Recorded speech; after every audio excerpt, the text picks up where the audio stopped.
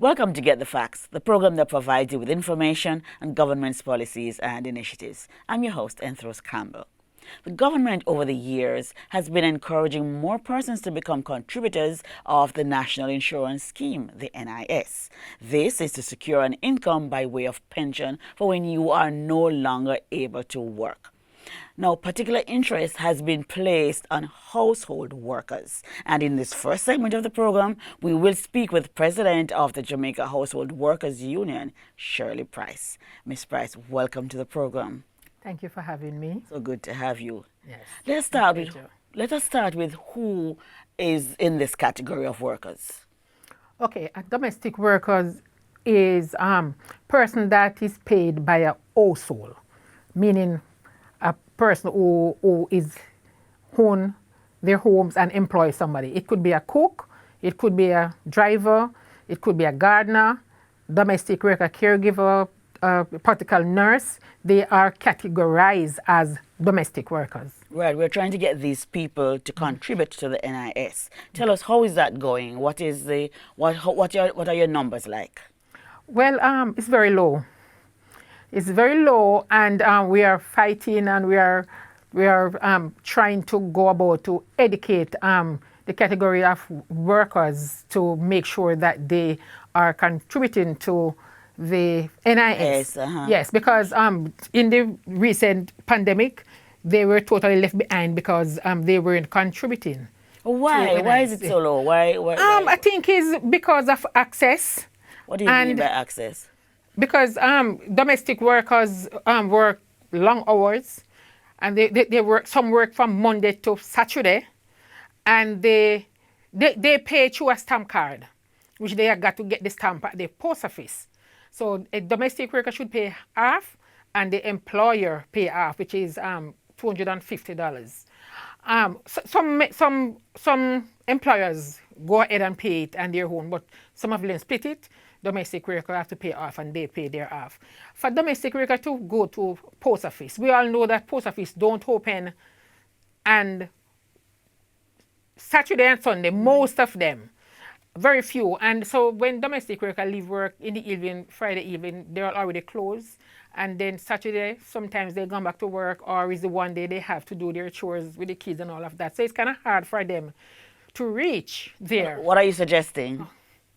I'm suggesting that there must be a special consideration for those categories of workers, such as a special window at the Minister of Labor, where they can get special assistance. You know, so that even though they're at work, they can rush out and pay their NIS and go back to work. Right. And we're also asking the employers also to make sure that their domestic worker NIS is being paid, and give them the time to go out and pay. This is the only way that domestic worker can get their pension, right, is by contributing to their NIS. And not just pension, there's a whole category of benefits, right, in paying your NIS. Right. Talk to us about the benefits, a little about the benefits. Oh, there's a lot of benefits. You know, yes, as we have a special brochure here, NIS and domestic workers, where domestic workers will have maternity leave when paying NIS. Yes.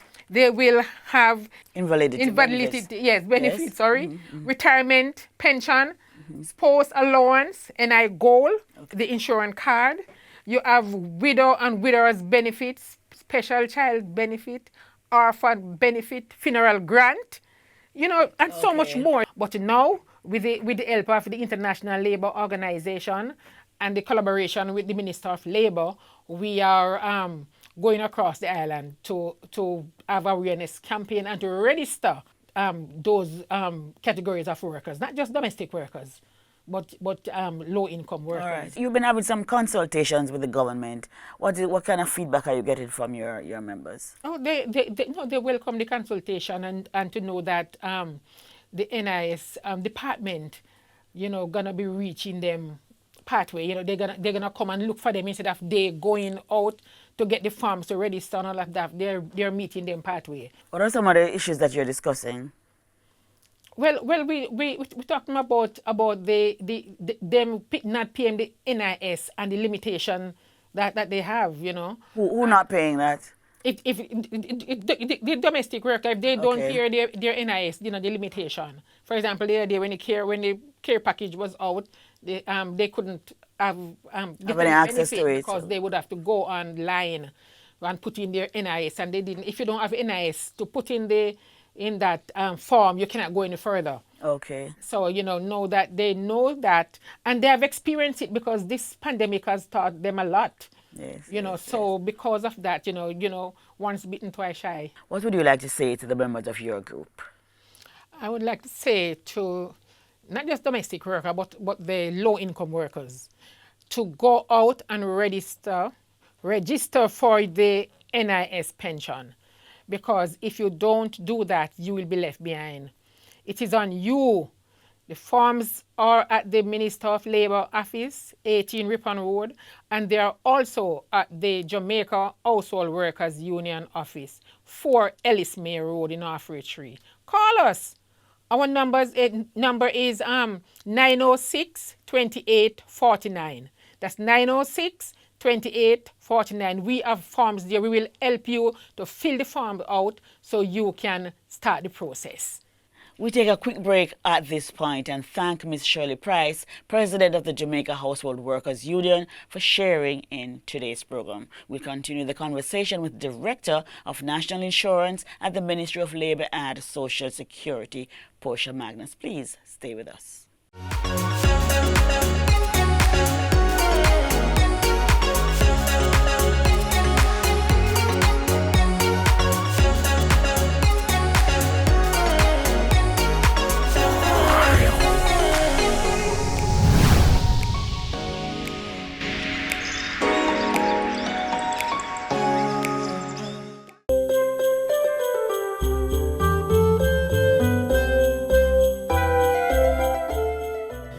In terms of making shopping safe, shop online, and when shopping in stores, stay 6 feet apart from others and make sure you're wearing your mask. And make sure you check yourself for symptoms before leaving home. So if you're ill, please stay home and don't go out shopping at this point in time. For persons who we know are more vulnerable and at high risk, shop early or ask someone to pick up items for you in the store. Use curbside pickup and delivery options if that is available and feasible for you. For our businesses, we know you expect increased pedestrian traffic. Make sure your hand sanitization station is accessible, easily accessible, especially immediately on entry to your business. Make sure you're enforcing physical distancing, not only within the business space itself, but outside. Offer online and telephone services as much as possible for as many services as possible within your business. Offer delivery services if that is an option. Have options for short interactions to be expedited, and make sure you have reminders of the infection prevention and control measures within your business so that you can remind your clients of what is expected.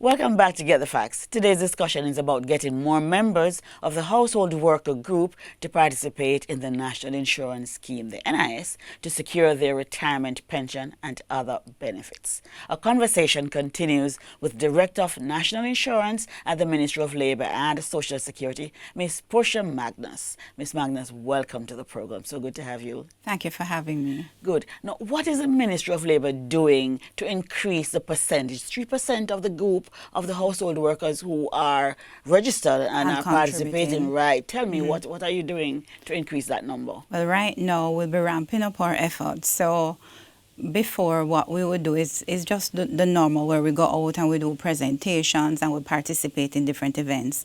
But now we're going to be, what should I say, be ramping it up, as I said before, yes. by going into the media. So we'll be placing ads in the media, the newspaper, radio, TV, as well as taking our services into the communities, working along with the Jamaica Household Workers Union to get to take the services to these workers. So you can get persons registered. So we can get persons registered in the first instance and also contributing. Yes. And also to get the information out. It's important that persons, all workers in fact, are aware of all the benefits Yes. that are available. And so for this group of workers in particular, we need them to know of the benefits that are available and what they stand to lose if they don't register and begin to contribute and contribute consistently. What's the process like, registration process? It's very simple. Yes, We do have an application form which basically collects your contact information, stuff such as your name and your date of birth, very important, just 1.5 pages. And it also requires a valid ID and a document showing proof of birth. And that's it in a nutshell.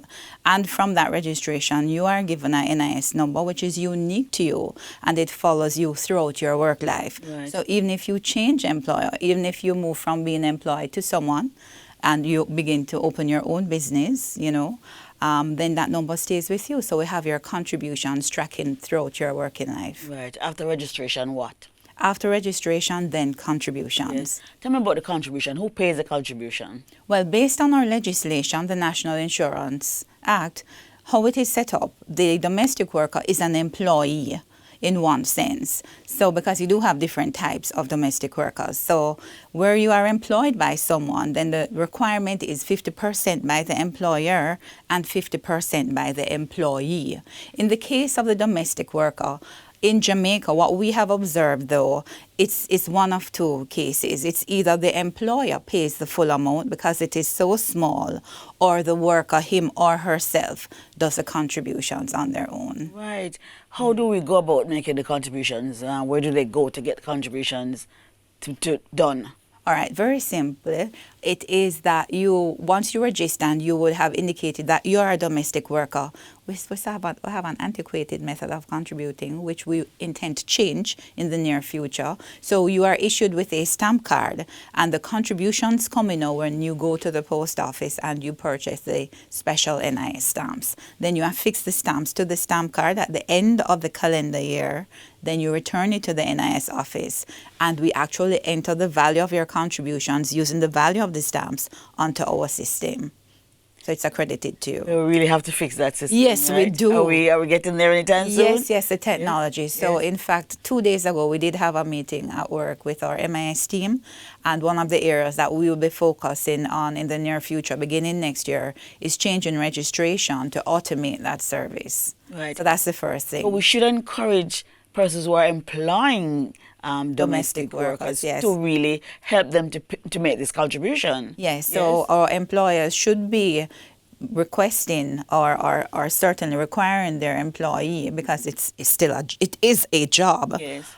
To register with the NIS. Give your workers the time to go to the office and register. And if they can't go to the office, then call the Jamaica Household Workers Union and they will make the arrangements. And we will work along with the team at the Jamaica Household Workers Union as well to get you the forms Yes. and to have you registered. But you don't have to go to the offices very often. You can pick up your supply of stamps. You can that the choice is yours. Yes. So if you wish, you can go once per month. You can go to the post office 2 months. So the choice is really yours because you have an entire year. Mm-hmm. It will be easier though. It's $250 per week. So let's say you are paid weekly. Do you want to go to the post office and purchase $1,000? Yes. Which then would be for the 4 Yes. the 4 weeks. So Yes. the choice is yours. It's So you wouldn't have to flexible. get up and go every single week. No, not if at you can't all. afford to do that. Not at and all. the employer can actually pick up the stamps, can't they? Yes, they can. Yes. Anybody can purchase. Right.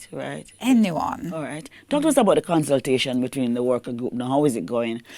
Wonderful. So we had a lovely session on Saturday that was facilitated by the child labor section within the Ministry of Labor and Social Security, and that was at the Jamaica Conference Center. And the goal was really to share information, all the benefits on that the NIS has to offer to domestic workers, as well as how easy it is to register. That spurred a lot of interest, and so we saw primarily ladies. I must say there was one king among the group, one gentleman. Yes. Primarily ladies coming to find out that they're interested in knowing determine how many contributions they have, how can they resume contributing because I had started contributing before and had stopped for one reason or another, as well as collect application forms for different benefits. So already you do have members who are aware of the benefits available and have been taking advantage of the benefits. But we do need the bulk, the majority of workers now to get on board and register so they won't miss out. You see, our goal at the Ministry of Labour and Social Security is to have more persons with social insurance coverage and less persons on the public assistance side of the ministry. Yes. Good, good. All right, tell us about NIS generally for persons who, why should we register and participate? NIS generally for persons, well, you register because you do want to ensure that you do have social insurance coverage. What do we mean by that? Yeah. Well, in the whole scheme of things, we say life happens. Anything can happen during your work life. So it is, if you're a domestic worker, starting right there, and you become pregnant, then your employer, chances are, will not be able to pay you while you're off on maternity leave and also engage someone else. This is where NIS kicks in, where we do provide a maternity allowance only for domestic workers. Only. No other category of worker. But you could also start working and you get injured on the job. Yes. So we do have an employment injury benefit. If you develop a disability, we have a disability pension. Now, once we say pension, it's paid for life. We do also have an invalidity pension.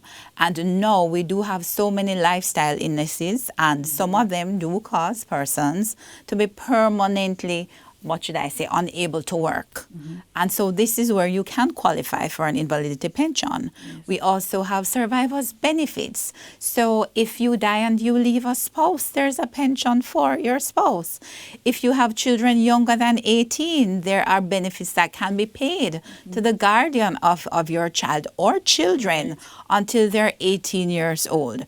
The most popular one is our retirement pension, and that too is paid for life. And once you qualify for any pension at all from the NIS, automatically you're given health insurance. And this is comprehensive health insurance coverage. And a very popular benefit is our funeral grant. And that will help now to pay for the funeral expenses, be it for you or your spouse. And this is whether or not your spouse would have contributed to NIS. Once you contribute, then you can get the funeral grant to help to offset the expenses. Yes. So there are just so many benefits available. Yeah. Having a pension to look forward to gives some level of peace of mind. But you must start now so that your contribution can build up over time to allow you to retire with an income. We hope you found the discussion useful and interesting. This has been Get the Facts. Thanks to our guest, Ms. Shirley Price, President of the Jamaica Household Workers Union, and Ms. Portia Magnus, Director of National Insurance at the Ministry of Labour and Social Security. And thank you for watching. Until next time, I'm Rose Campbell. Take good care.